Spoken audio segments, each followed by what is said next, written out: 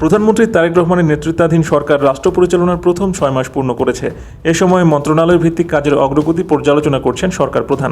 কার্যক্রম আরও গতিশীল করতে 2-3টি মন্ত্রণালয়ের রদবদল এবং নতুন মুখ যুক্ত করার বিষয়ে বিবেচনা করছেন তিনি।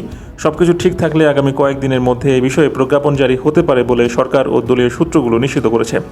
আলোচনায় রয়েছেন বান্দরবন থেকে নির্বাচিত সংসদ সদস্য সাচিংপ্রু জেরিকে পার্বত্য চট্টগ্রাম বিষয়ক মন্ত্রণালয়ের মন্ত্রী এবং গাইবান্ধা 4 আসনের সংসদ সদস্য মোহাম্মদ শামীম কায়সার লিঙ্কনকে ধর্ম প্রতিমন্ত্রী করার বিষয়টি।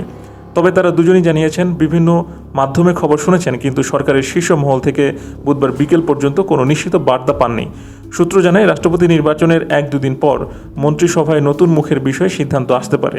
গত 17 ফেব্রুয়ারি মন্ত্রিপরিষদ সদস্য হিসেবে শপথ নেন দলের কেন্দ্রীয় কমিটির সহধর্ম বিষয়ক সম্পাদক অ্যাডভোকেট দীপেন দেওয়ান।